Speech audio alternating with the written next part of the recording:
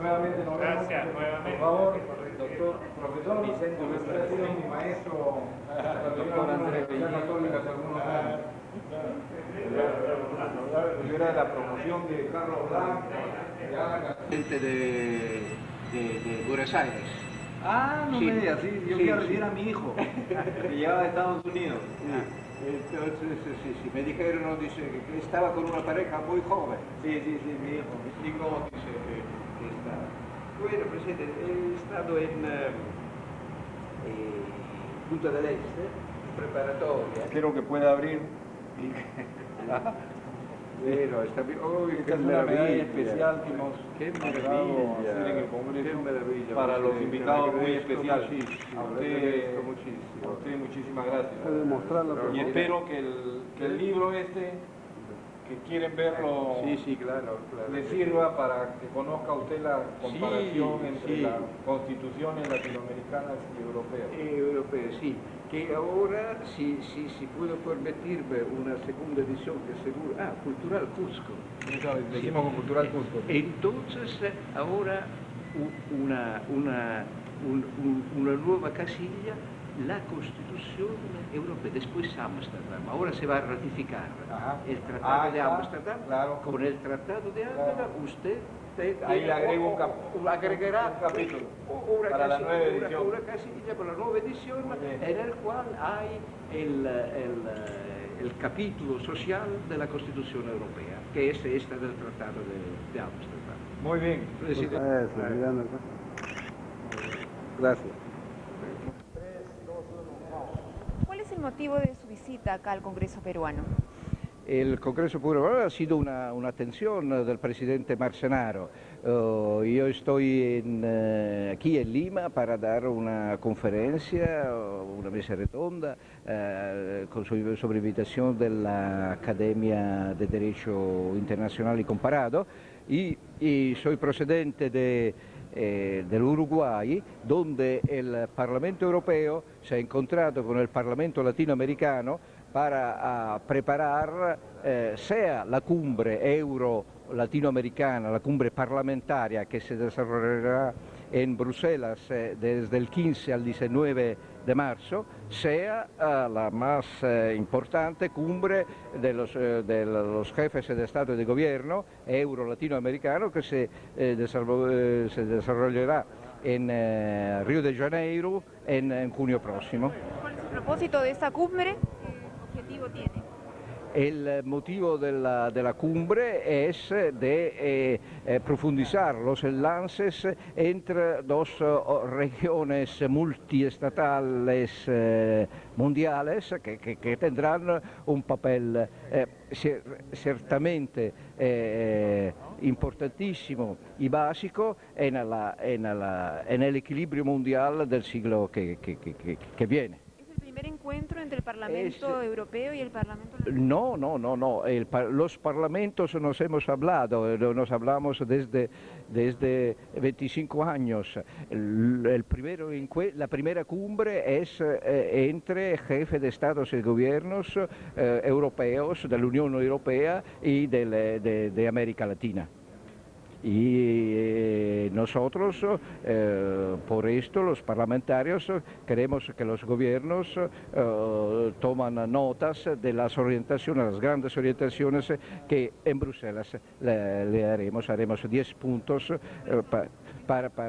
bueno, 10 puntos todavía tenemos y sería incorrecto de parte mía de anticiparlo, pero para uno de los puntos principales es la crisis financiera, la necesidad de una nueva arquitectura financiera mundial,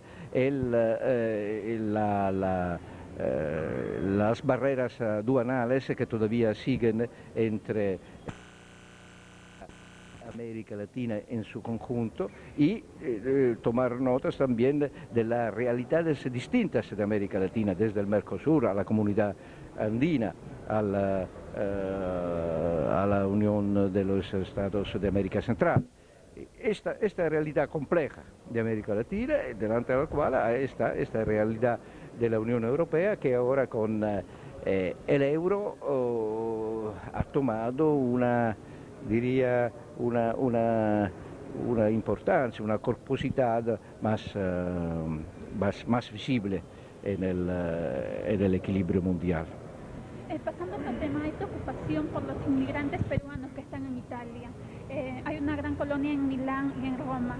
Sí, hay una colonia de peruanos que es una colonia tradicional, por ejemplo en un país de la Liguria que se llama Chiavari, la fiesta nacional peruana es la fiesta también del pueblo, porque y también hay una nueva inmigración peruana con sus lados positivos, sus lados negativos, sus problemas, como siempre en este momento de inmigraciones masivas se crean en todo el mundo. ¿Cuántos inmigrantes peruanos hay? Yo no lo sé precisar, pero son muchos, son visibles y tienen un papel bastante positivo en esta multitudinaria inmigración que tenemos ahora en Italia y en Europa. El gobierno italiano había determinado legalizar, si no me equivoco, a 300.000 ilegales, ¿no? El diputado Mancella no es diputado italiano, es diputado euro. Naturalmente, però nos hemos diputato europeo elegido en Italia, va, decimos así. Y nosotros en Italia hemos hecho esta ley que ha legalizado 250.000 inmigrados ilegales, sin papeles, y ha sido la providencia más, usamos ese adjetivo, más generosa que se ha habido en Europa hasta este momento. Hemos visto que... Pero eso había sido criticado por la Unión Europea, precisamente. Bueno, no precisamente. Hay sectores en la Unión Europea que la critican, hay sectores en la Unión Europea como en Francia que dicen, tomamos el ejemplo de Italia, en una cierta amplitud de política, antes de llegar a la política de las cuotas, que es una política que se tiene que hacer.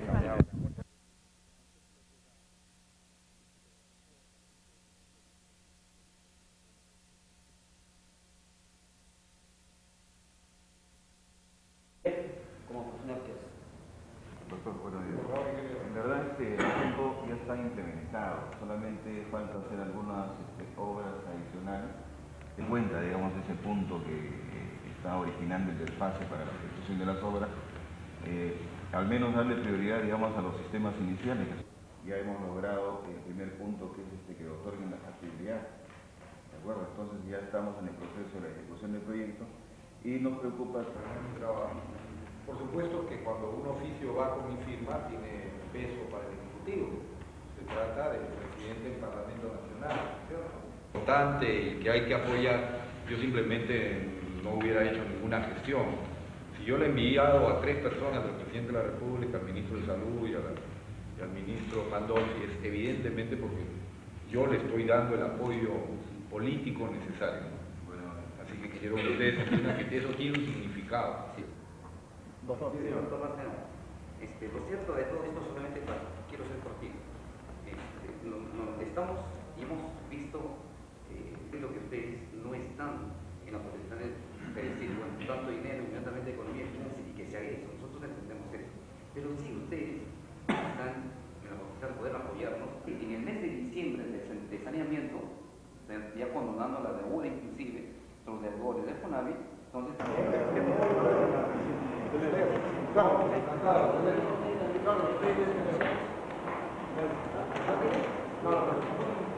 Hasta luego, ingeniero. Señora, hasta luego. ¿Ok? Entonces ustedes van a recibir la llamada de esta manera. Ya han visto que yo lo que prometo lo cumplo.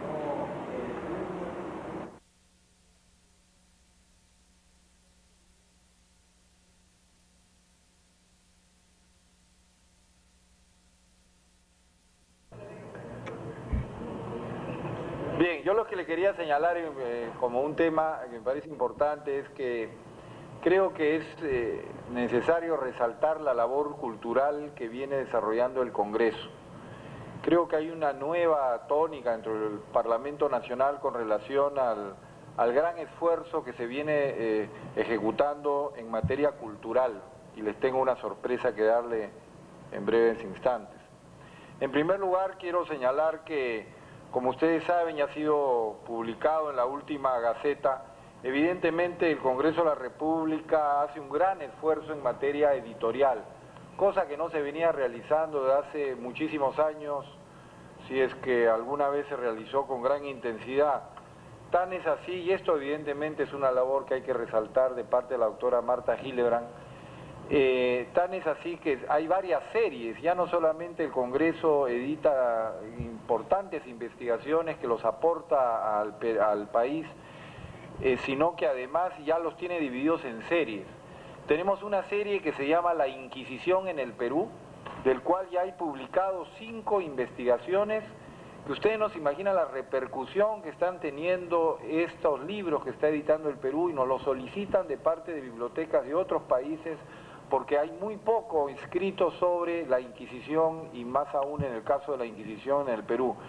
Ya existen 5 publicaciones presentadas y hay por publicar 2 más sobre el tema de la Inquisición. Esa es una serie. Hay otra serie que se llama Visiones del Perú, sobre el cual ya se han publicado también 5 volúmenes, con aportes de la doctora Rostorowski, Mayer, Ortiz de Ceballos, Webb, Agurto, Paredes, Luis Millones, etcétera, sobre diferentes temas que se llama la serie Visiones del Perú. Y hay por publicar en este momento 3, 4 investigaciones de esa serie. Hay una tercera serie sobre el Congreso, pero documentos parlamentarios, no la parte política, sino la parte cultural. Y ya también hay una publicación que ustedes lo conocen, se llama Parlamento y Sociedad en el Perú, de 4 tomos de Pablo Macera, y hay por publicar una serie de investigaciones que también se están terminando sobre diferentes temas parlamentarios, sobre comisiones investigadoras en el Parlamento, Parlamento y Sociedad, Constitución Política del Perú traducida al quechua, el Parlamento y Derecho, Introducción al Derecho Parlamentario, etcétera. Y hay una 4ª serie que se llama Ediciones Conmemorativas, de las cuales ya se publicó lo de Raúl Porras Barrenechea y Juan Pablo Vizcardo y Guzmán, y están por publicarse varias, como sobre Valdelomar, también sobre Juan Pablo Vizcardo, y otros libros como Los inmigrantes japoneses y descendientes en el Perú, etcétera, etcétera.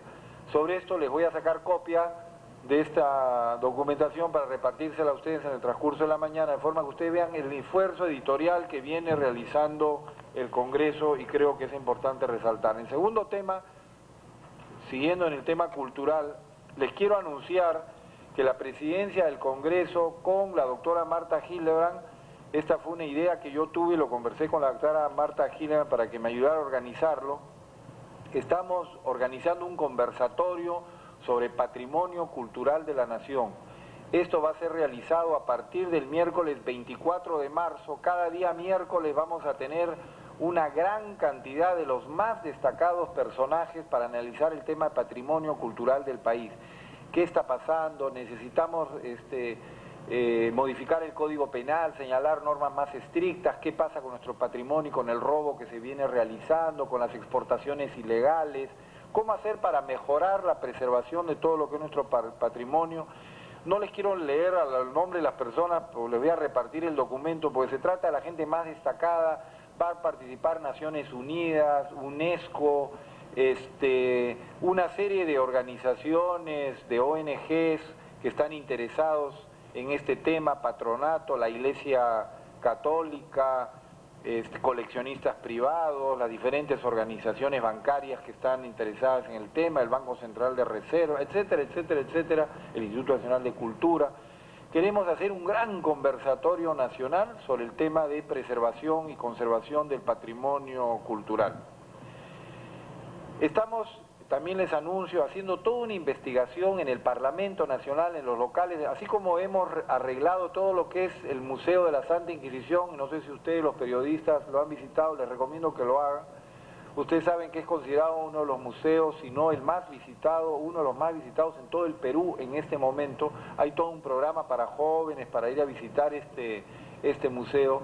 Se ha hecho una inversión y una recuperación importantísimo de ese local. Solamente para que tengan ustedes una idea, el techo solamente de ese museo ha sido valorizado en $50 millones. Solamente el techo de madera que está en la sala principal está valorizada en $50 millones. Eso le da una idea a ustedes del valor que tiene ese museo y los bienes que en él tienen.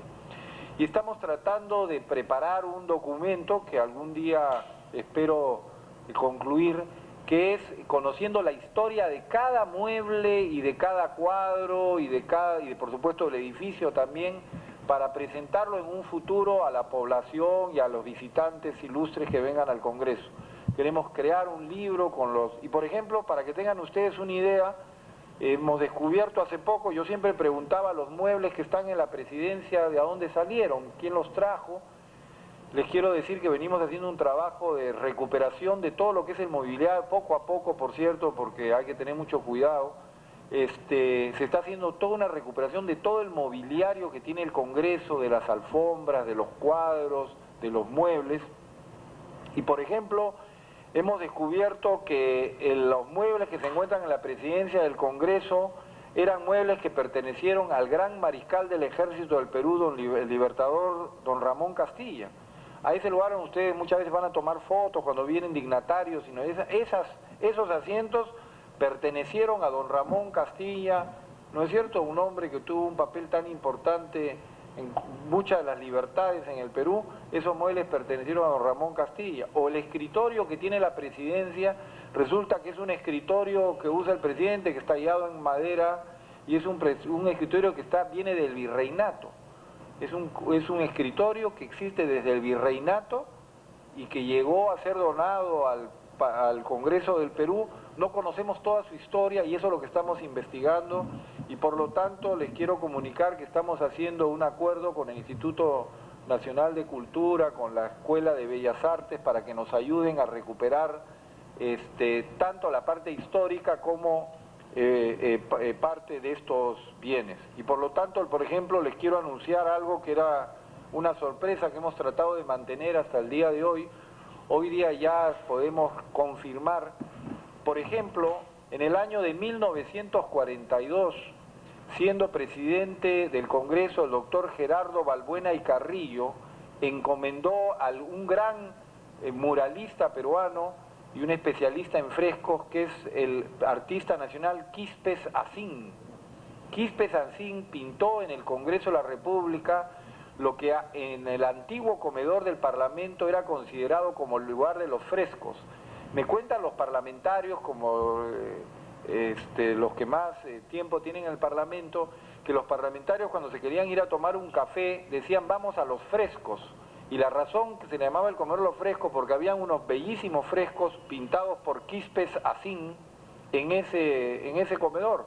Y resulta que hoy día no están esos frescos. Hemos estado investigando en estos días, aprovechando que no había legislatura, y nos hemos dado con la desagradable sorpresa que desgraciadamente en ampliaciones que se hicieron a partir de 1942 en el Congreso, fueron tumbándose las paredes en que existían esos frescos. Y en consecuencia muchos de esos ya no existen porque por la necesidad de ampliación fueron destruidos. Pero quiero afirmarles que el día de hoy hemos descubierto que en el comedor, a donde va el público, los periodistas, etcétera, existe todavía uno de esos frescos. Este fin de semana se va a trabajar en descubrirlo para que el día lunes pueda ser presentado a la prensa. Este es uno de los frescos que se llamaba el Juicio de París, que está en el lado izquierdo del comedor al cual ustedes van a tomar café, y como ustedes han visto, a alguien se le ocurrió tapar los frescos con un enchape muy bonito de madera, pero evidentemente mucho más hermoso debe ser. Recién estamos empezando a limpiar eso. Se va a hacer este fin de semana este importante mural por este artista peruano que fue estaba leyendo un poco su historia y este hombre fue enviado a hacer estudios en Europa y ahí trajo la técnica europea para hacer estos importantes frescos de Quispes de Asín. Bueno, y así continuamos investigando cuadro por cuadro a fin de poder descubrir la historia y hacer un aporte a la cultura del país, tanto en los muebles y las cosas que tiene el Congreso, que la gente sepa de dónde provienen. En segundo lugar, en la labor editorial que viene realizándose, que creo que es de gran importancia. Y en tercer lugar, en el gran conversatorio que va a existir en el mes de marzo en materia de patrimonio cultural de la nación, lo que nos permitirá además mejorar una serie de proyectos que se encuentran en el Congreso.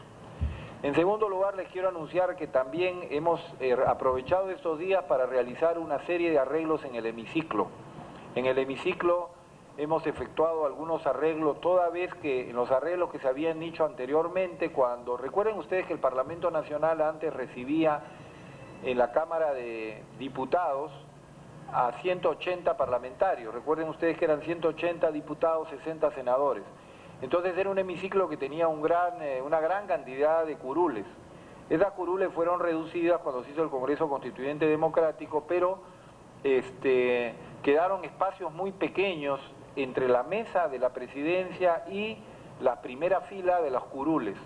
Y en consecuencia, según los expertos, nos manifestaron que en el caso que hubiera un acto, un incendio o un terremoto, eso podría impedirle a las personas que están en las primeras filas salir con facilidad. Y en segundo lugar, la mesa de la presidencia era tan pequeña que no entraba la mesa directiva completa. A ustedes les consta que solamente podríamos meter 3 asientos, nos era imposible que estuvieran los 4, o sea, el presidente y los 4 vicepresidentes, y teníamos un problema con computadoras, no podíamos poner más computadoras, no obstante que ahora todos trabajamos a través del sistema de informática, con lo cual la mesa de la presidencia se ha ampliado un poco para que entre el oficial mayor con los relatores y que pueda entrar la mesa directiva cuando estemos todos juntos. Pero además se ha hecho todo un cableado nuevo que permitirá tener todo un sistema electrónico de computación para que los que estemos en la mesa tengamos mayor facilidad de movimiento. Y se ha ampliado todo esto que permitirá garantizarle a la seguridad de los congresistas para que tengan mayor libertad de movimiento. En tercer lugar, yo les había anunciado la semana pasada, y voy a hacer un reparto en este momento, de una documentación que les he preparado con relación a todos los proyectos que se encuentran en la agenda. Esto quiero que ustedes lo tengan y lo puedan analizar. Ahorita se les van a acercar repartiéndoles este documento, pero más o menos les explico en qué consiste. Consiste en lo siguiente: en las primeras 3 páginas tienen ustedes todos los proyectos que ya fueron aprobados en comisiones y que se encuentran en la orden del día. Figura el número del proyecto y figura el tema más o menos de qué trata cada proyecto. Estos son los proyectos que han quedado pendientes, que ya están en la orden del día y que en consecuencia deben ser aprobados en los próximos días. Estos son 32 proyectos. Hay 32 proyectos que se encuentran en la orden del día y que deben ser vistos próximamente. Aparte, en la segunda parte del trabajo les hemos preparado todos los proyectos que hay pendientes en cada una de las comisiones. ¿No es cierto? Entonces ustedes tienen, por ejemplo, debe estar por orden alfabético, Comisión Agraria, dice ahí, especificando un poquito más, ahí le damos más información, el número del proyecto, el tema del proyecto, el autor del proyecto y en qué situación está. Todos estos, por cierto, están pendientes, ¿no es cierto? Son proyectos que están en comisiones, siendo estudiados, que se ha pedido opiniones, etcétera, etcétera. Pero comisión por comisión, de tal forma que ustedes tengan un cuadro y puedan trabajar en base a esto y saber exactamente qué es lo que tienen pendiente. Quiero también señalarles que estuve preguntando si esta se acostumbraba a hacer y me dicen que no era una facilidad que se les daba a usted, por lo tanto quiero establecerlo a partir de ahora. Quiero en forma periódica traerle este mismo trabajo a todos ustedes, de forma que el periodismo tenga una facilidad para su trabajo y pueda analizar esta información, sacar estadísticas y analizar los temas. En consecuencia, sobre esto les quiero anunciar que el día lunes hemos citado a la instalación de nuestra legislatura Como ustedes comprenderán, el día lunes es en la tarde, no recuerdo exactamente la hora, a las 5 de la tarde, de forma tal que ese día es una ceremonia protocolar de instalación de la legislatura. Es una ceremonia muy corta en la cual lo que hay es unas palabras del presidente del Congreso de la República. En esa sesión no se discuten proyectos de leyes, no hay cuestiones de orden, no hay ninguna discusión de ningún tipo, solamente es una presentación, con la finalidad de citar para el día martes al Consejo Directivo a fin de poder iniciar nuestros trabajos ordinarios el día jueves. El día jueves entraríamos a analizar el pleno del Congreso, de forma tal que el día jueves estaríamos seguramente comenzando a ver ya estos 32 proyectos, y si alguno, por cierto, ingresa al Consejo Directivo el día martes, también sería puesto para ser ingresado en la orden del día. Por lo tanto, esta semana tenemos el lunes, en la tarde la instalación, en la mañana les vamos a comunicar a la hora en que vamos a hacer la presentación del fresco de Quispe Sacín, en todo este proyecto de preservación y recuperación del patrimonio cultural nacional. El día martes vamos a tener el Consejo Directivo. El día martes en la tarde seguramente se reúne la Alianza Cambio 90 Nueva Mayoría, como es nuestra costumbre, y el día jueves tendríamos nuestro primer pleno para ver los diferentes proyectos de leyes. También les quiero anunciar que, como ustedes deben estar enterados, tenemos a un nuevo jefe de la oficina de prensa, que es el señor Huber Kam, a quien le he solicitado que cada vez que llegue un proyecto de ley, inmediatamente, y estoy dando órdenes a la Oficialía Mayor, le sea entregado a él para que él se lo reparta a los periodistas, de tal forma que ustedes no estén preocupados en preguntar en Oficialía Mayor o en la mesa de partes por un proyecto, sino que exista un sistema rápido para que ustedes reciban todos los proyectos de ley de forma tal que ustedes estén enterados de los proyectos que ingresan al Congreso de la República. Bien, señores, esos eran los temas que quería presentarles. Estoy a vuestra disposición. Señor presidente, ayer la ministra de Justicia ha anunciado que el gobierno alista el envío de un proyecto de ley para extender el beneficio penitenciario de 4x1 a los sentenciados por delitos de terrorismo agravado, narcotráfico, más no traición a la patria. Anoche había Consejo de Ministros. Son dos preguntas: ¿si ha llegado el proyecto aquí al Congreso el día de hoy? Y dos, su opinión, señor, al concepto de extender estos beneficios a estos sentenciados. Sí, les confirmo de que el proyecto no ha llegado. Antes de subir a esta conferencia de prensa he solicitado la información respectiva. Hasta este momento, bueno, hasta hace 10 minutos no había ingresado al Congreso de la República el proyecto. En segundo lugar, como no lo conozco, me es muy difícil dar una opinión sobre un tema del cual solamente conozco información de prensa, pero sí quiero señalar algo. El Perú ha venido realizando una labor muy importante en los últimos años para todo lo que ha sido la protección de la población en la lucha contra el terrorismo, el narcotráfico y la delincuencia, la alta delincuencia, por llamarla así. Y creo que ha dado excelentes resultados.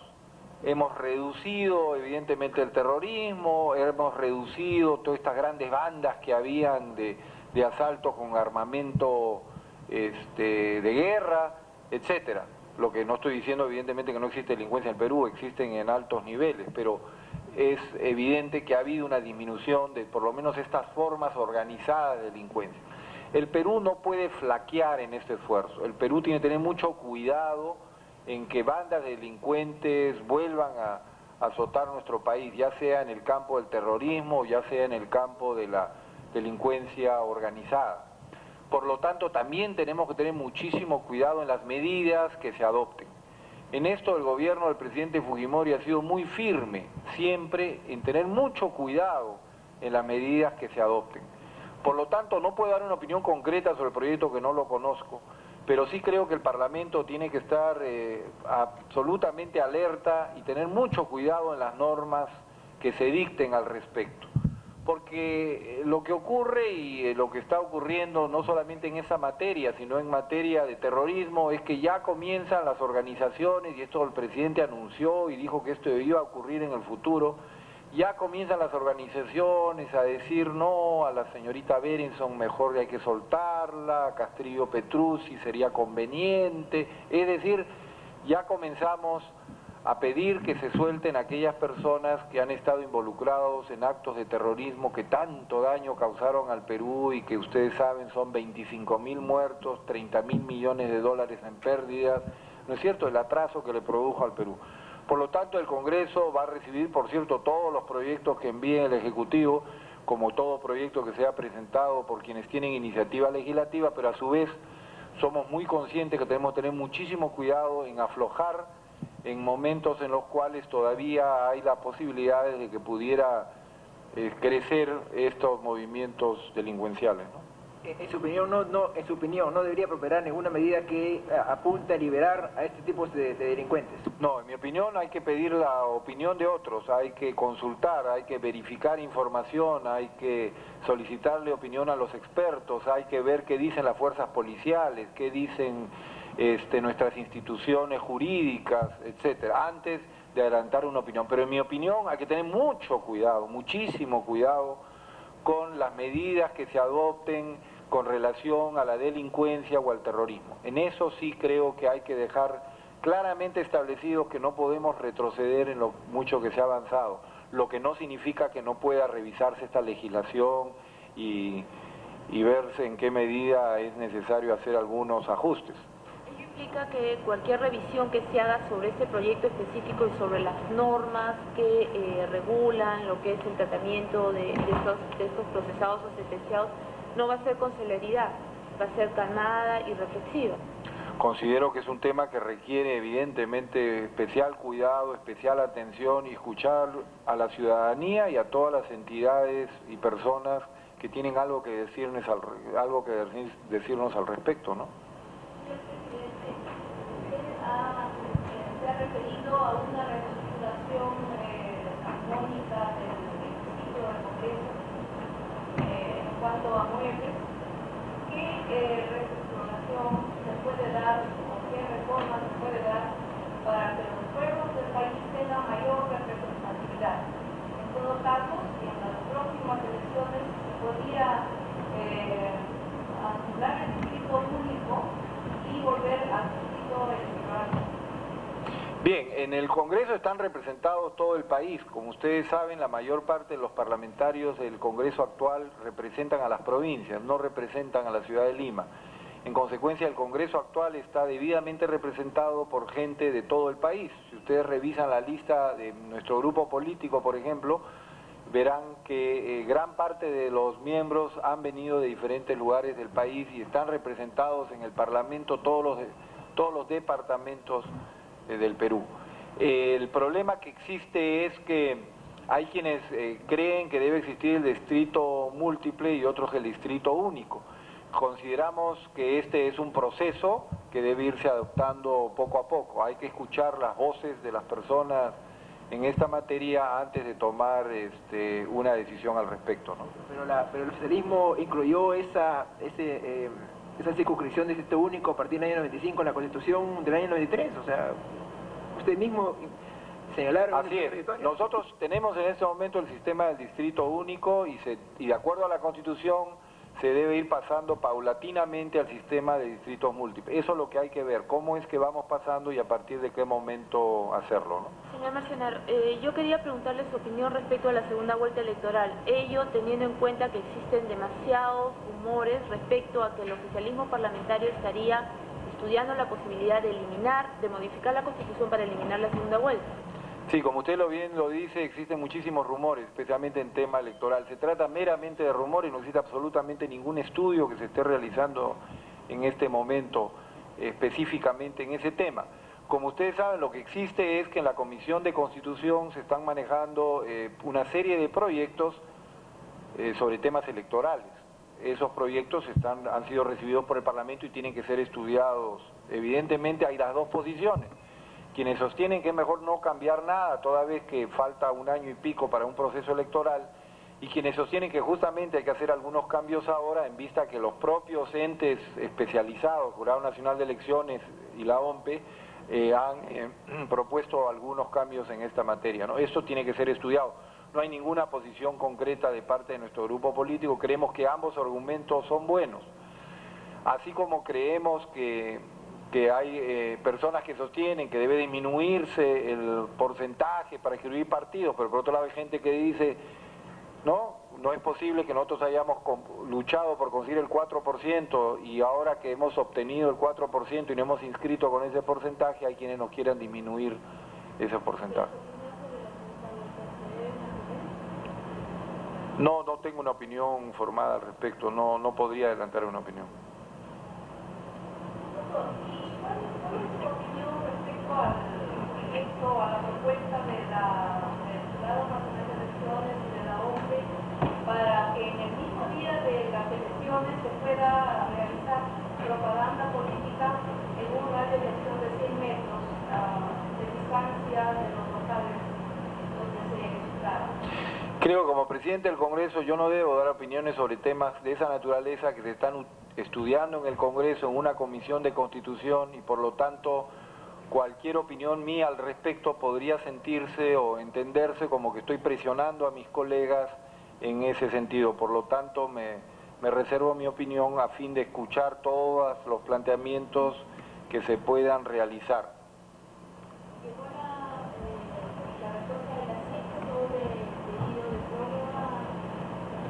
No, hasta este momento yo por lo menos no tengo información al respecto, pero estoy confiado en que la Comisión Interamericana va a otorgar la prórroga que se ha solicitado para el caso del Tribunal Constitucional, como ha hecho en el caso de otros países y conforme ya lo estableció la jurisprudencia de este mismo tribunal.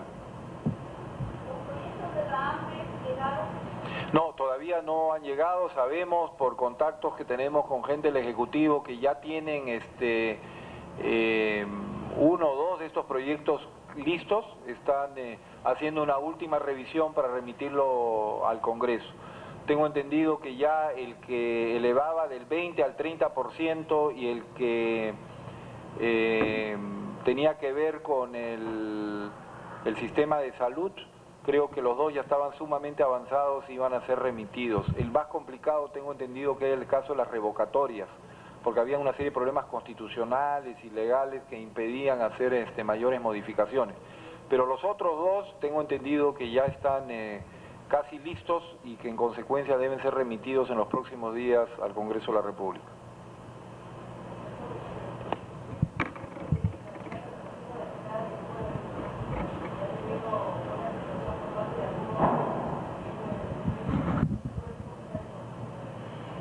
Sí, recuerden ustedes que el Parlamento Nacional tuvo hasta hace muy pocos años 240 parlamentarios. Nosotros lo hemos reducido a 120, o sea, ya el Parlamento ha sido reducido a la mitad. El problema que hay es que si usted lo sigue reduciendo mucho más, si bien hay un tema de ahorro, que es lo que la gente plantea, pero en ese caso tampoco podríamos llegar a que mejor tener 2 parlamentarios porque así se ahorra mucho más. El problema es cómo está representado el país a través de un grupo muy pequeño. Entonces, ¿qué pasa? Cuando más se reduce el número, menor posibilidades tienen las provincias de estar debidamente representadas. Entonces hay que tener mucho cuidado en los números. Según cálculos internacionales, el Perú tiene mucho menor cantidad de parlamentos que otros países. En consecuencia, el Perú ya está dentro de los límites más bajos en cuanto a cantidad de parlamentarios en relación a 24 millones y pico de ciudadanos, ¿no? Señor, ¿cuándo se reúne la comisión permanente para elegir al reemplazante del congresista Jorge Castillo, dado que renunció a la subcomisión que evaluará el caso LAM? Sí, no, todavía no está señalada la fecha, pero así yo quisiera hacer un llamado. He recibido recientemente una renuncia del doctor Jorge del Castillo a la conformación de esta subcomisión. A nosotros realmente nos preocupa sobremanera que los parlamentarios renuncien a los encargos que les otorgan sus colegas. Es necesario que todos los parlamentarios, y acá me refiero a los 120, a nosotros los 120, participemos. Porque ¿qué pasa? Que hay parlamentarios que participan en muchas comisiones, hay parlamentarios que están en el Consejo Directivo, en la Comisión Permanente, están en 2 o 3 comisiones, tienen una labor muy intensa y hay parlamentarios que se niegan a participar. Y esa es la razón por la cual no se puede estar preguntando. Ustedes recordarán que en esa sesión que tuvimos habían parlamentarios que decían se le debe consultar. El problema es que le hemos consultado a muchas personas previamente y nadie quiere aceptar un encargo de esa naturaleza. Nadie quiere formar parte de subcomisiones de ese tipo y en consecuencia es necesario que la mayoría decida a quienes se integran. Por eso es que habíamos decidido que lo integren mayoritariamente 2 miembros de la minoría. Sin embargo, ustedes ven qué difícil es formar una subcomisión porque hay miembros de la minoría que tampoco quieren participar en esa labor y no nos parece justo. Creo que el trabajo debe ser repartido equitativamente y no que siempre sea el mismo grupo de personas los que tengan todos los encargos y los asuman. Yo no tengo la menor duda que hay muchos de los colegas de mayoría que estarían dispuestos a asumirlo porque ellos siempre están dispuestos a trabajar y a recibir el encargo que se les encomiende, aunque sea desagradable, aunque evidentemente no sea simpático. Pero uno en la vida no solamente debe realizar las labores simpáticas, sino aquellas que implican un deber y una responsabilidad de investigación, ¿no? No necesariamente. La comisión permanente podría decidir aceptar la renuncia o no aceptarla, porque evidentemente este es un encargo hecho por la comisión permanente y solamente la comisión permanente puede aceptar la renuncia. Congresista Marcenaro, le quería preguntar respecto al tema de la denuncia formulada en el sentido de que el congresista Anselmo Revilla, presidente de la comisión, en su calidad de presidente de la Comisión de Derechos Humanos, contrató a una estudiante universitaria de 22 años como asesor externo. Quería saber su opinión al respecto. Sí, en primer lugar quiero decirles que yo sostengo y sostendré siempre que recibimos con los mejores ojos cualquier investigación que realice la prensa. Todo tema que ustedes investiguen, y creo que para eso están también, aparte de informar, ustedes son investigadores, por lo tanto la presidencia del Congreso y la mesa directiva está totalmente de acuerdo que ustedes investigan todo aquello que crean conveniente y yo voy a siempre intentar darles todas las facilidades para que así lo hagan. Pero por otro lado también hay que reconocer que en el Congreso del Perú, como en muchas instituciones, no existen normas que establezcan cuáles son los requisitos mínimos. Y les voy a contar algo anecdótico. Cuando el ingeniero Jaime Yoshiyama en el CCD asumió la presidencia del CCD, yo me acuerdo que él conversó con un grupo de congresistas de mayoría y de minoría en aquella época sobre la necesidad de poner que para ser asesor del Congreso se requería tener una maestría. O sea, no bastaba con ser titulado, sino tener una maestría. Y hubo en aquella conversación, una conversación privada, por lo tanto no puedo decir quiénes estaban, pero los miembros de oposición decían, usted no tiene ningún derecho a decirnos a nosotros quiénes pueden ser nuestros asesores, porque eso sería una discriminación en nuestro país, sería una discriminación porque solamente se aceptaría que a uno lo colaboren y ayuden a aquellas personas que tienen un título profesional y más aún que tienen un posgrado o una maestría. En consecuencia, es atribución de cada parlamentario el decidir quién debe ser su asesor. Eso me ocurre a mí, me ha ocurrido en mi carrera profesional. Muchas veces un estudiante de Derecho, es decir, alguien que terminó Derecho pero no tenía el título profesional, tenía un gran conocimiento jurídico, pero por algún X motivo no había logrado sacar el título, así que no necesariamente quien tiene el título. Por esa razón no se puso esta condición, este requisito. Por lo tanto, no existe ninguna norma ni ningún requisito que un asesor de un parlamentario tenga que tener un título profesional. Y esto tiene que ser así, porque muchas veces el asesor del parlamentario no necesariamente lo va a asesorar a uno en un tema meramente jurídico, puede ser de mucha otra naturaleza diferente en la cual esa persona puede tener una gran experiencia personal, ¿no es cierto? Él ha argumentado que, bueno, lo contrató porque en todo caso conocía a su papá. No que la contrató solamente por eso. Lo que yo tengo entendido es que la contrató porque era una persona muy eficiente, pero que además daba el elemento que evidentemente contrató a la hija de alguien que también conocía. Uno generalmente contrata a alguien que conoce, ¿no es cierto? Es obvio que las personas que trabajan conmigo es gente que yo conozco, la cual tengo muy buenas referencias, ¿no es cierto? Por lo tanto, eso tampoco es un demérito, el que uno conozca al papá y que eso haya colaborado, contribuido a tomar la decisión. Pero en todo caso, en el Parlamento no existe ninguna norma que establezca algún requisito mínimo para un asesor de un parlamentario. Es el parlamentario quien decide las cualidades que debe tener esa persona y si le es útil o no. Evidentemente, tomar a alguien que no le es útil, al único que perjudica es al parlamentario porque no podrá trabajar bien, ¿no? En el caso de, estoy hablando del caso de los asesores de los parlamentarios, pero ¿se aplica lo mismo en los casos de los asesores de las comisiones como es?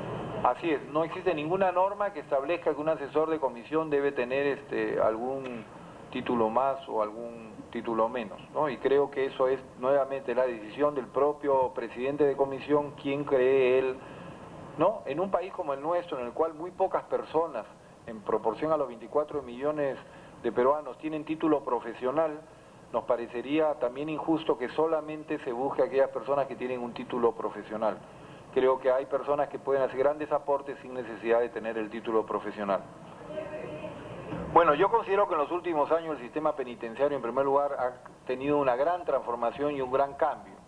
Yo y ustedes son testigos de cómo eran los penales hasta hace algunos años y cómo son hoy día. Evidentemente ha habido un gran cambio, lo que no significa que no haya hacinamiento y que no hay una serie de complicaciones, pero evidentemente quienes visitan hoy día la cárcel de mujeres de Chorrillos o quienes han tenido la oportunidad de visitar otros penales comprenderán que ha habido un cambio notable en cuanto al funcionamiento, es decir, aquellas épocas en las cuales existían zonas que eran aisladas para los terroristas y nadie podía ingresar a esas zonas y ellos hacían sus marchas y cantos, hoy día ya no existe, hoy día existe disciplina.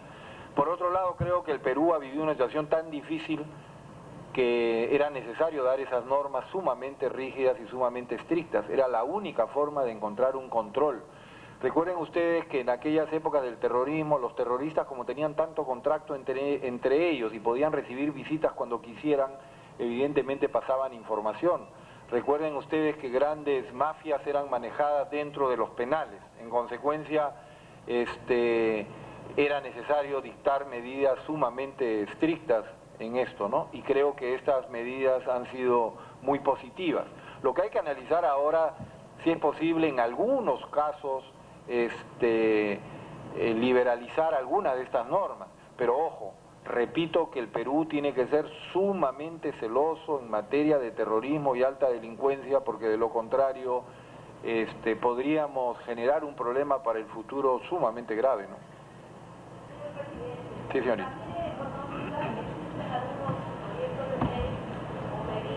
Para refinanciar de repente algunos créditos para las pymes que han pasado un poco y para ¿qué se va a hacer con respecto a la alza del dólar? Ha subido a 3.51.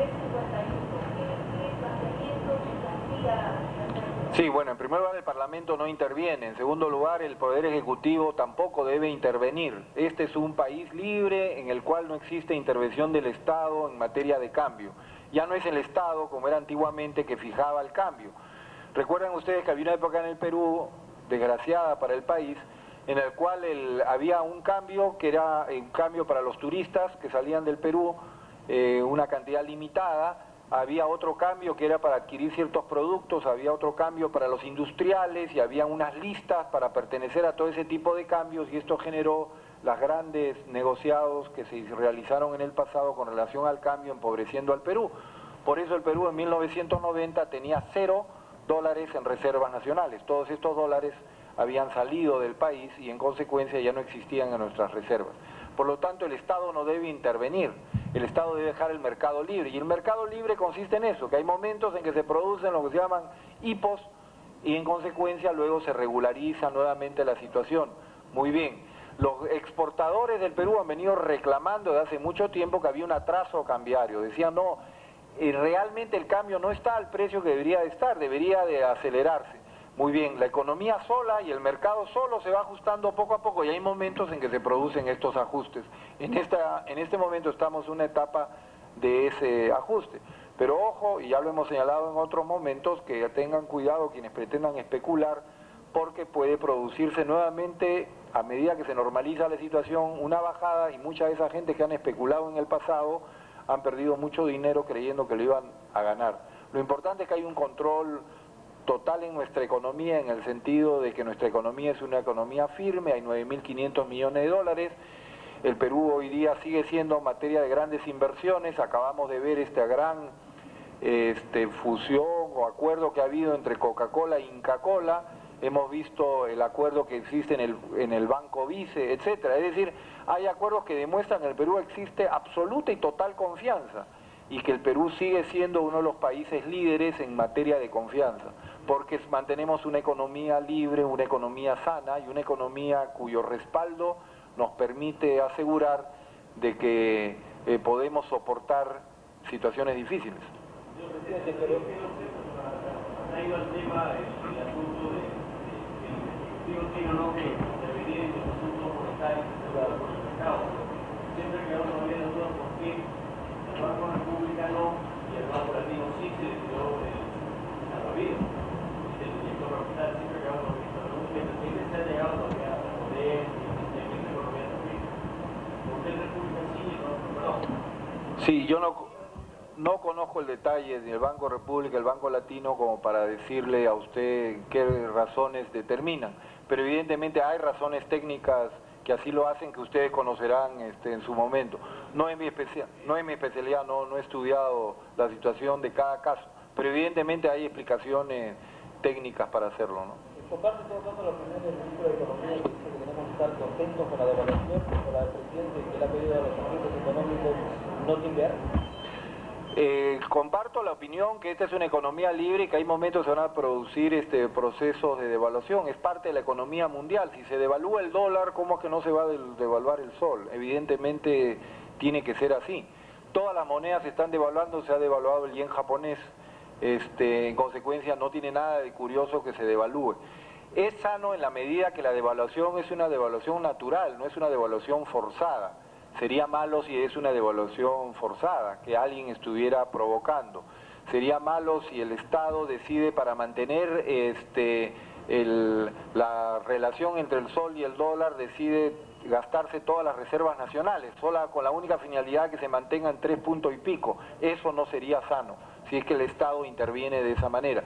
Si es que se deja al vaivén natural de la economía, eso sí es sano y así debe ocurrir. Y repito, existía un atraso cambiario señalado por todos los agentes económicos que aparentemente se está regularizando en esta etapa. Bueno, eso sí creemos que es sano, si es que existía realmente ese atraso cambiario.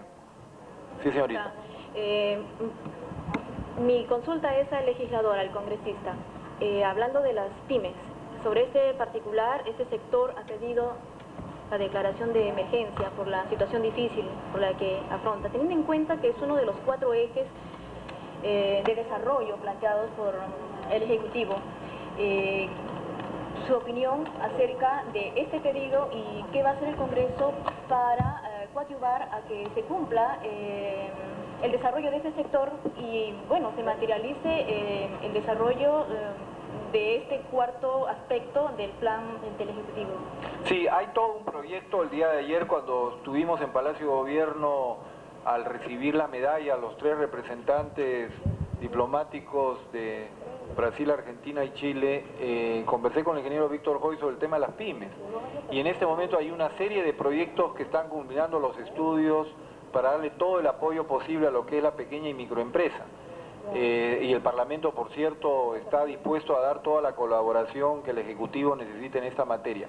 Existe todo un trabajo para otorgar créditos, para otorgar facilidades y fundamentalmente para dirigir las compras del Estado hacia la pequeña y microempresa. Y que ya ustedes van a conocer con detalles en el futuro cercano. Pero esa es la idea, ¿no? La idea es ayudar a estas pequeñas y microempresas tanto a través de crédito como a través de que las adquisiciones del Estado, las pequeñas adquisiciones, estén dirigidas hacia ellos. Sí, señor. Se acaba de conocer el informe del Parlamento de Estado sobre la situación de los derechos humanos en el país. Sí, bueno, como ustedes saben, el Perú evidentemente ha tenido un gran cambio en materia de derechos humanos. Aquellos horrores que se cometían hasta 1990, evidentemente todas las organizaciones de derechos humanos reconocen hoy día que han disminuido de una forma notable. En el Perú hoy día existe un respeto mucho mayor en materia de todo lo que son derechos humanos, tanto en el trato a lo que hablábamos hace un rato, todas las personas que están detenidas por algún delito, en el trato de las fuerzas policiales, en los sistemas de investigación, en el trato de las Fuerzas Armadas con relación a la población civil, etcétera, etcétera. Todos los organismos humanos reconocen que en el Perú ha habido una mejoría notable en materia de derechos humanos. En segundo lugar, también se reconoce que evidentemente en el Perú hay libertad de prensa, lo que no significa de que no puedan haber algunos problemas con la prensa, como los hay en los Estados Unidos, como los hay en Francia, como los hay en Alemania, como los hay en Italia. Es decir, no somos un país perfecto que no tiene algún tipo de inconvenientes. Y en consecuencia, cualquier informe que haga cualquier institución siempre señalará, y esperamos que así sea porque siempre tendrán que existir imperfecciones. En consecuencia, siempre habrá algo que mejorar. El Perú continuará en el camino de mejorar, seguir mejorando. Lo importante es irnos comparando con los periodos anteriores. ¿Hemos ido mejorando o hemos ido empeorando en esta materia? Y evidentemente el Perú ha mejorado de una forma notable en derechos humanos, en libertad de prensa y en protección a todos los derechos señalados, ¿no?